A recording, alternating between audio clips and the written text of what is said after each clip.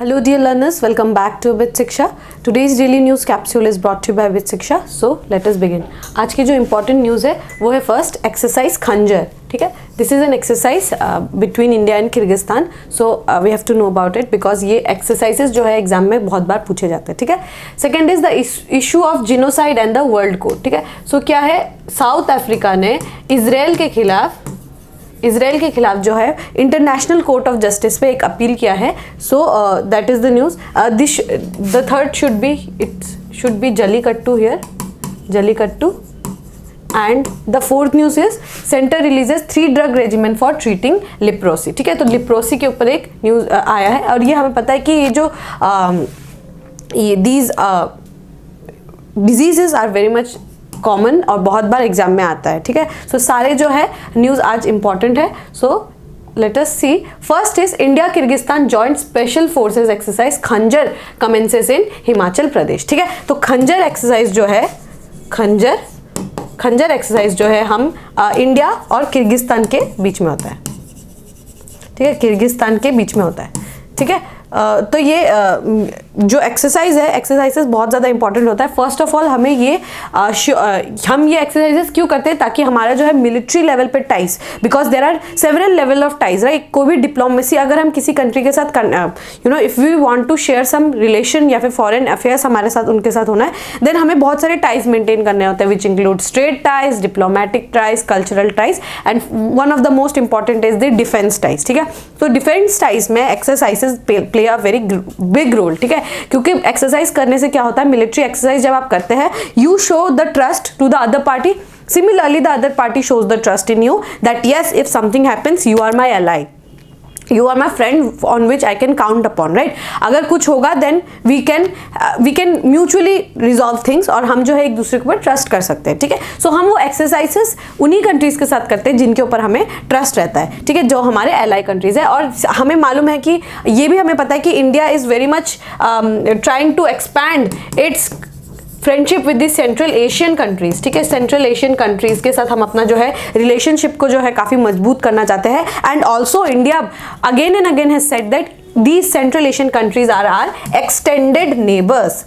Extended neighbours है ये हमारे, इसीलिए ये हमारे लिए बहुत इंपॉर्टेंट जो हो जाते हैं. ये जो सेंट्रल एशियन के कंट्रीज है, 5 कंट्रीज है, वो हमारे लिए बहुत इंपॉर्टेंट है. और हम जो है इन लोगों के ऊपर खासा इंटरेस्ट, मतलब we consider them as our friend, right. We call them as our chief guest. ठीक है, हम उनको चीफ गेस्ट के रूप में भी बुलाते हैं सेंट्रल एशियन की कंट्रीज को. और ये हमारे बहुत अच्छे टाइज भी हम इनके साथ मेंटेन करते हैं. We have a pipeline, the TAPI pipeline, जो तुर्कमेनिस्तान से होकर अफगानिस्तान, पाकिस्तान और India. So we are trying to constantly maintain the relationship. और ये उसका एक प्राइम एग्जांपल है जहां पे हम इंडिया और किर्गिस्तान के साथ जो है जॉइंट मिलिट्री एक्सरसाइज कर रहे हैं. ठीक है, तो ये एक्सरसाइज का नाम क्या है, the exercise name is exercise खंजर. ठीक है, खंजर जो है ये स्पेशल फोर्सेस ट्रेनिंग जो है, स्पेशल फोर्सेस जो है उनके साथ जो हम कर रहे हैं. ये कहाँ कर रहे हैं हम, बाकलो इन हिमाचल प्रदेश. तो आपको ये याद रखना, हिमाचल प्रदेश के जो बाकलो है वहाँ पे हम ये एक्सरसाइज कर रहे हैं. The exercise is scheduled to be conducted from 22 January to 3 February. It is an annual event conducted alternatively in both countries. मतलब हर साल होता है, एक बार इंडिया, एक बार किर्गिस्तान, एक बार इंडिया, फिर एक बार किर्गिस्तान. ठीक है, the Indian army contingent comprising of 20 personnel is being represented by troop from the parachute regiment. ये हमारा स्पेशल फोर्स है, हमारा पैराशूट रेजिमेंट जो है ये हमारा स्पेशल फोर्सेस है. And Kyrgyzstan contingent comprising of 20 personal represented by scorpion brigade. ठीक है, तो जैसे हमारा पैराशूट रेजिमेंट है, उनका जो है स्कॉर्पियन ब्रिगेड है. ठीक है, the aim of the exercise is to exchange experience and best practices in countering terrorism and special forces operation in built up area and mountainous terrains. तो हमें पता है कि माउंटेनस टेरेन्स में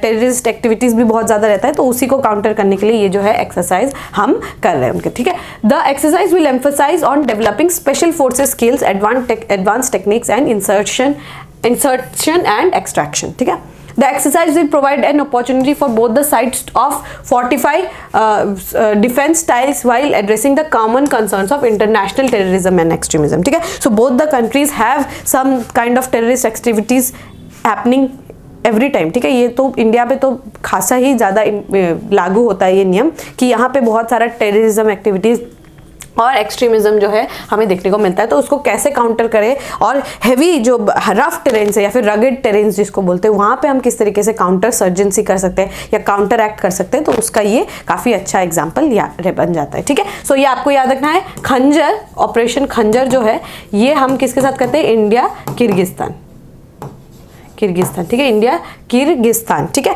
और आपका याद रखना, आपका सेंट्रल एशियन कंट्रीज में जो है 5 कंट्रीज है, Kyrgyzstan, Kazakhstan, Turkmenistan, Tajikistan and Uzbekistan, ठीक है। ये तो 5 सेंट्रल एशियन कंट्रीज है। और यस, और अब कुछ इंपॉर्टेंट एक्सरसाइज है, जैसे हम मलाबार एक्सरसाइज करते हैं। मलाबार एक्सरसाइज जो है ये हमारा क्वाड के नेशंस के साथ हम करते हैं, ठीक है, क्वाड कंट्रीज के साथ हम मलाबार एक्सरसाइज करते हैं। और सूर्य किरण हम नेपाल के साथ करते हैं, सूर्य किरण हम नेपाल के साथ करते हैं, ठीक है। एक्विरिन हम मालदीव्स के साथ करते हैं, मालदीव्स भी बहुत ज्यादा न्यूज में है तो ये आपको याद रखना, एक्विरिन हम मालदीव्स के साथ करते हैं। और वज्र प्रहार, वज्र प्रहार अभी कुछ दिनों पहले उमरोई में हुआ था इन मेघालय। सो वज्र प्रहार जो है हम किसके साथ करते हैं, ऑपरेशन हम एक्सरसाइज वज्र प्रहार हम यूएस के साथ करते हैं। यूएस के साथ हमारा एक और है, दैट इज दी युद्ध अभ्यास, ठीक है, युद्ध अभ्यास भी हम यूएसए के साथ, ये हमारा जॉइंट मिलिट्री एक्सरसाइज है, ठीक है। आई होप आपको ये सारा जो है ये क्लियर हो गया होगा। We can move on to the next news. The next news is the issue of genocide in the world court, ठीक है। तो हमें पता है कि the Israel Palestine war is currently still its under going, और बहुत सारे लाइव्स जो है वो लॉस्ट हो गए। बहुत सारा जो है इशू जो है रेज हुआ है, बहुत कंसर्निंग है, बहुत सारे लाइफ लॉस्ट हो रहे हैं, बहुत सारा प्रॉपर्टी लॉस्ट हो रहा है, and the number of children, women, people जिनका कोई गलती भी नहीं है, and the innocent lives are we are losing innocent lives left right and centre, right. सो ये बहुत इंपॉर्टेंट हो जाता है कि हम ये जाने कि the acts which are been happening वो क्यों हो रहा है, ठीक है। सो हियर साउथ अफ्रीका ने इंटरनेशनल कोर्ट ऑफ जस्टिस पे इजराइल के खिलाफ, ठीक है, साउथ अफ्रीका ने इंटरनेशनल कोर्ट ऑफ जस्टिस पे इजराइल के खिलाफ जो है एक एक आपका genocide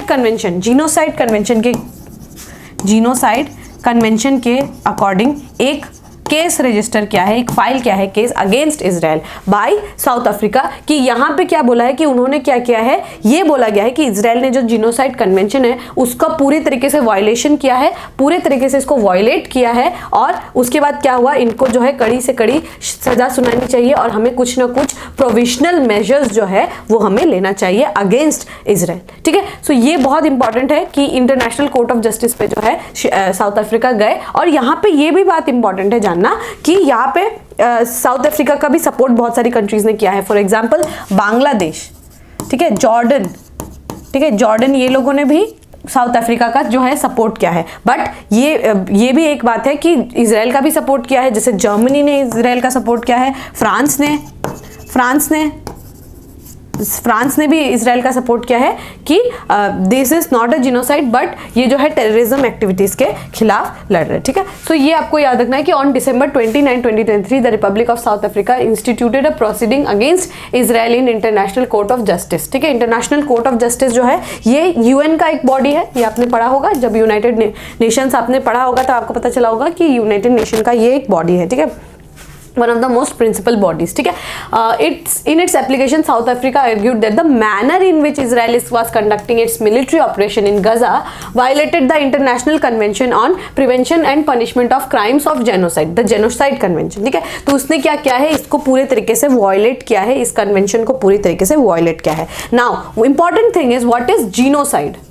What is genocide? Genocide is nothing but जब आप एक किसी पर्टिकुलर स्पेसिफिक कम्युनिटी के खिलाफ मास लेवल पे जो है आप अटैक करके उनको जो है हत्या कर देते हैं, उसको हम जीनोसाइड बोलते हैं, ठीक है। When you choose up a particular country या फिर पर्टिकुलर जगह जहाँ पे एक पर्टिकुलर सेक्ट या फिर कम्युनिटी के लोग रहते हैं और आप उस पर अटैक करते हो, उसको हम जीनोसाइड बोलते हैं, ठीक है। तो जैसे कि इसका एक प्राइम एग्जाम्पल आप देख पाएंगे, जैसे नाजीज ने जर्मनी में किया था जूस के खिलाफ, दैट वाज जीनोसाइड। जूस को जो है, क्योंकि वो एक रिलीजन, स्पेसिफिक रिलीजन से बिलोंग करते थे, इसलिए उनको जो है उनका हत्या कर दिया गया था बाय द नाजीज, उसी को हम जीनोसाइड बोलते हैं। तो ये भी हमें देखने को मिल रहा है कि जीनोसाइड जो है जीनोसाइड जो है ये बोला जा रहा है कि गाजा में क्या चल रहा है, एक जीनोसाइड चल रहा है।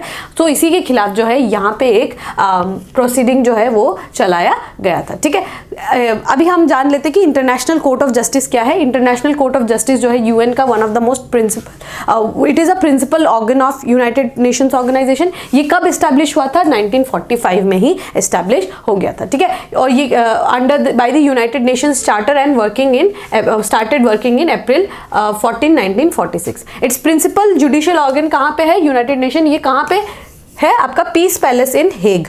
हेग है जगह नीदरलैंड्स में, वहाँ पे इसका जो है प्रिंसिपल बेंच जो है वहाँ पे बैठता है। ठीक है, unlike 6 principal organization of the United Nation, it is the only that is not located in New York। मतलब बाकी जितने भी है, आपका यूनाइटेड नेशन जनरल असेंबली हो गया, सेक्रेटेरिएट हो गया, everything is located in New York. बस ये जो है एक लोकेशन है जो न्यूयॉर्क में नहीं बल्कि हेग में है, दैट इज इन नीदरलैंड्स। ठीक है, नीदरलैंड्स में है।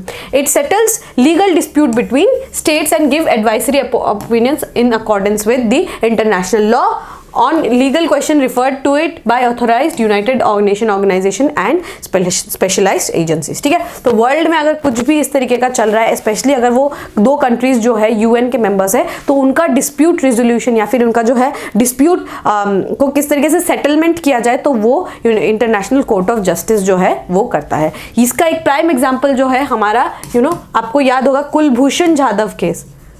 कुलभूषण जाधव केस जो है वो आप लोगों को याद होगा 2019 में जो है जाधव केस।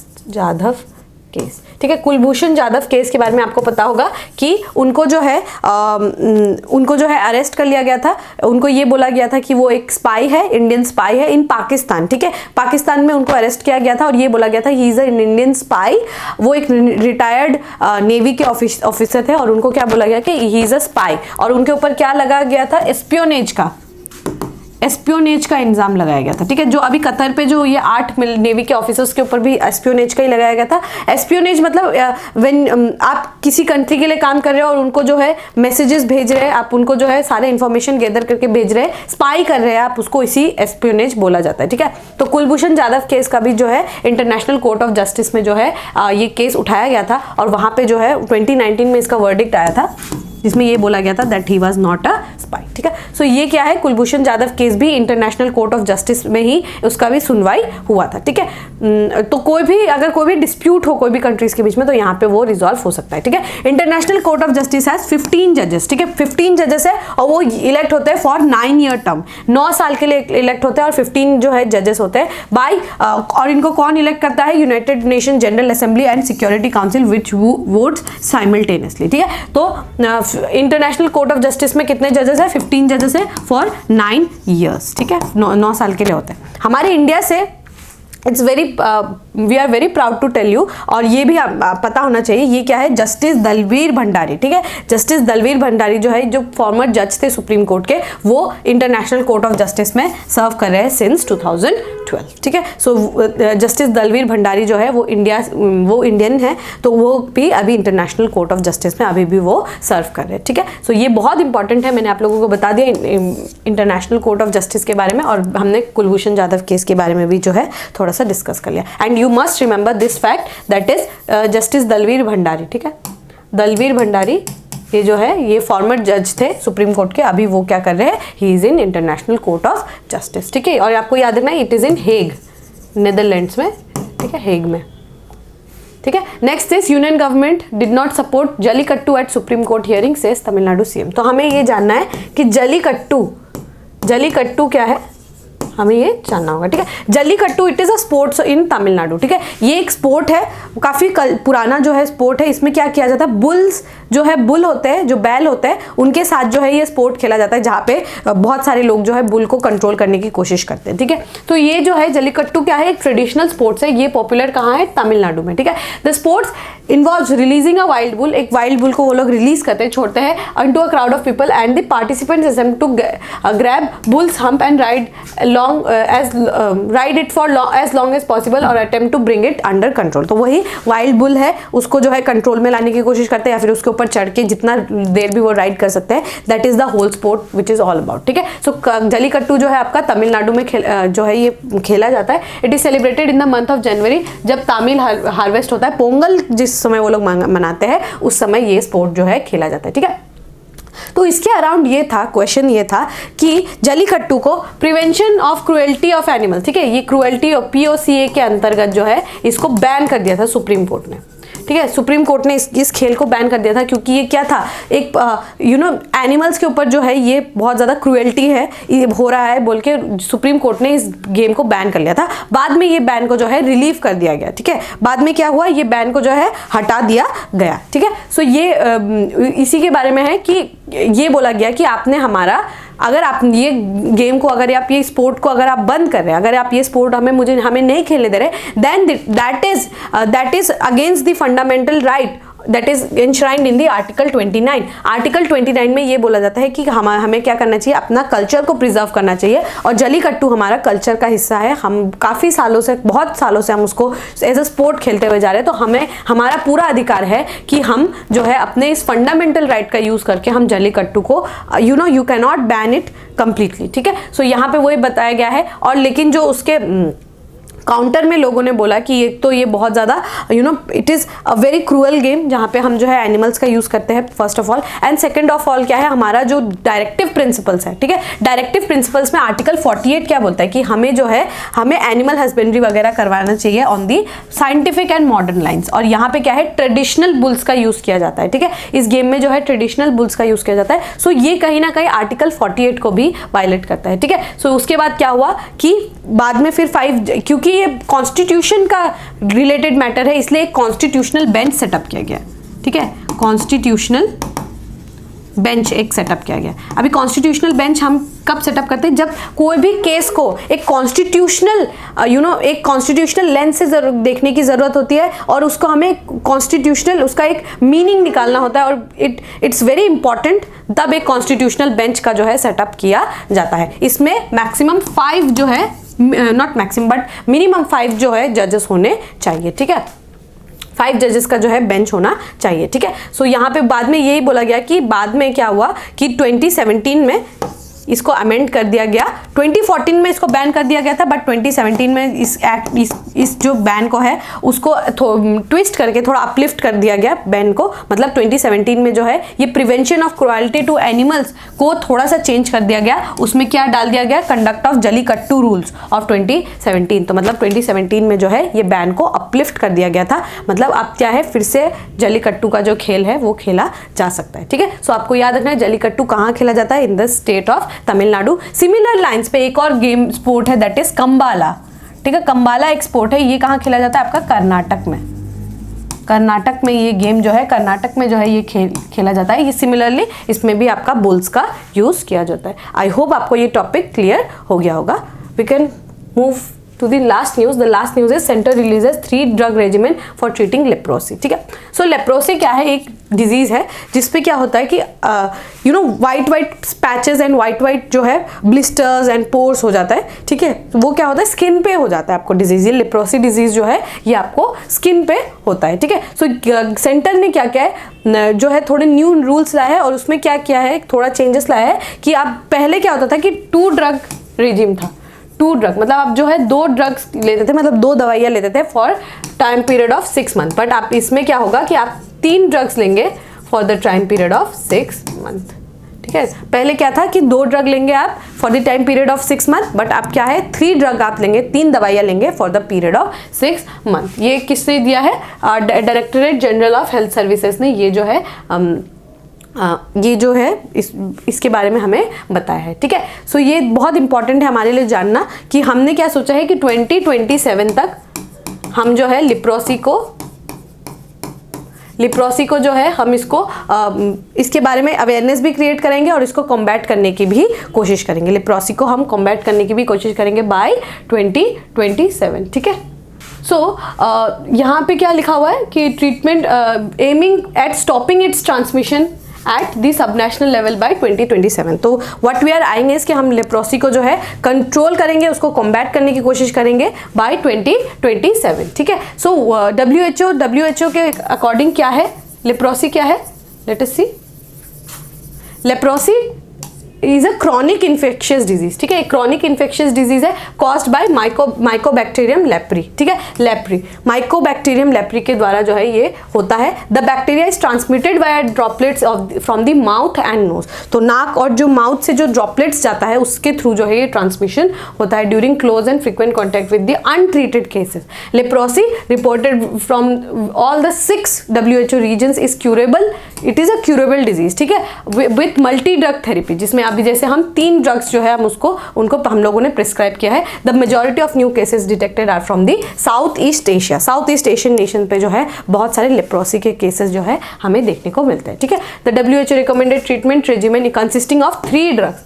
3 ड्रग्स है, डेप्सोन, रिफैम्पसिन, ठीक है, रिफैम्पसिन एंड क्लोफेजिमिन। ठीक है, ये 3 जो है ड्रग है for leprosy. The combination is referred to as the multi drug treatment. 3 drugs है इसीलिए multi drug treatment. The duration of treatment is 6 months for PB and 12 months for MB cases. ठीक है, so MDT kills the pathogen and cures the infection. ठीक है, सो ये क्या है करेगा, ये जितने भी पैथोजेंस है उसको वो किल कर देगा। ठीक है, WHO has been providing MDT free of cost. Free of cost जो है MDT प्रोवाइड किया जा रहा है। Free MDT was initially funded by the Nippon Foundation and since 2000 it has been donated through the agreement with Novartis. The regimen is also known as uniform MDT. ठीक है, 3 drugs है। 3 drugs का नाम क्या है, डेप्सोन, रिफैम्पसिन एंड क्लोफेजिमिन। ठीक है, ये 3 जो ड्रग्स है ये हमारा मल्टी ड्रग ट्रीटमेंट में आता है। ठीक है, so it's very important to know हमने कब तक अपना डेडलाइन सोचा है, 2027 तक हम क्या करेंगे, स्टॉपिंग द ट्रांसमिशन। ठीक है, stopping the transmission, stopping the transmission of leprosy. और एक इंपॉर्टेंट चीज है आपको याद रखना है, हम लोगों ने डिस्कस भी किया है, 2047 तक हम एनीमिया मुक्त भारत कर देंगे। ठीक है, ये हमने पढ़ा था।